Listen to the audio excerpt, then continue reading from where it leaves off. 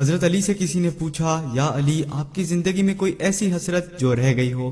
تب حضرت علی نے فرمایا، دو حسرتیں رہ گئیں، ایک کہ جتنا مجھے علم تھا کسی نے پوچھا نہیں، دوسرا جتنا میں سخی تھا اتنا کسی نے مانگا نہیں۔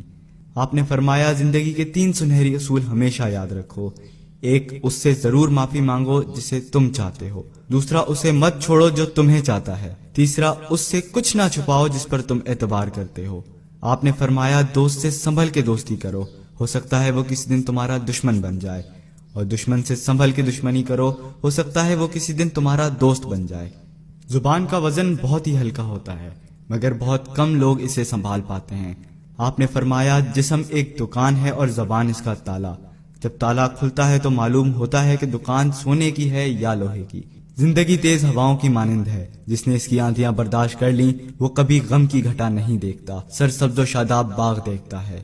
حضرت علی سے کسی نے پوچھا، یہ کیسے پتا چلے گا کہ جو پریشانی یا مصیبت ہم پر آئی ہے وہ اللہ کی طرف سے آزمائش ہے یا ہم پر اللہ کی طرف سے سزا ہے؟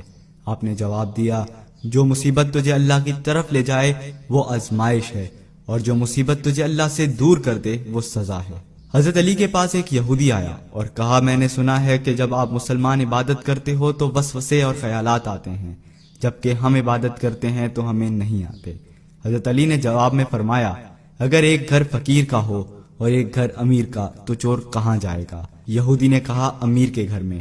حضرت علی نے فرمایا، تبھی تو شیطان ان کو ستاتا ہے جن کے دل میں اللہ ہو، جن کے دل میں اللہ کی محبت نہیں ہوتی وہاں شیطان کا کیا کام؟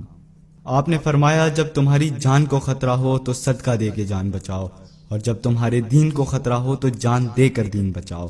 آپ نے فرمایا کہ زندگی 2 دن کی ہے، ایک تمہارے حق میں، دوسرا تمہارے مخالف۔ جس دن تمہارے حق میں ہو اس دن غرور مت کرنا، جس دن تمہارے مخالف ہو اس دن صبر کرنا۔ کسی کی مدد کرتے ہوئے اس کے چہرے کی طرف مت دیکھنا، ہو سکتا ہے ان کی شرمندہ آنکھیں تمہارے دل کے اندر غرور کا بیج بو دیں۔ 3 چیزیں ایمان کو تباہ کر دیتی ہیں، امیروں کی محفل، عورتوں کی صحبت اور جاہلوں سے بحث۔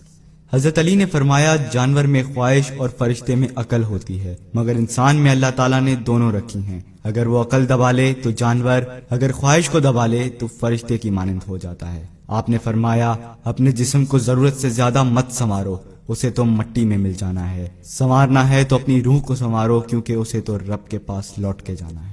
مومن کی مثال ترازو کے پلڑے جیسی ہوتی ہے، جس قدر اس کے ایمان میں اضافہ ہوتا ہے اتنی ہی اس کی آزمائش بڑھتی ہے۔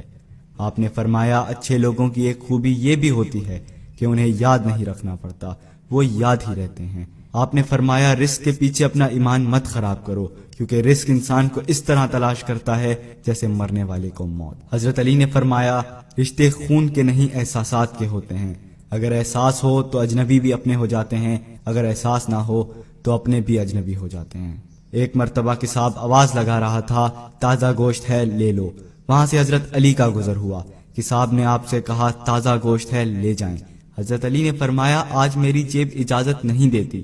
کساب نے بولا، میں آپ سے ادھار کر سکتا ہوں۔ اس سے آپ نے ایک بہت حکمت سے لبریز جملہ ارشاد فرمایا۔ آپ نے فرمایا، یہ ادھار میں کیوں نہ اپنے پیٹ سے کر لوں، جس کو میں جنت میں اس سے بہتر غذا کھلا سکتا ہوں۔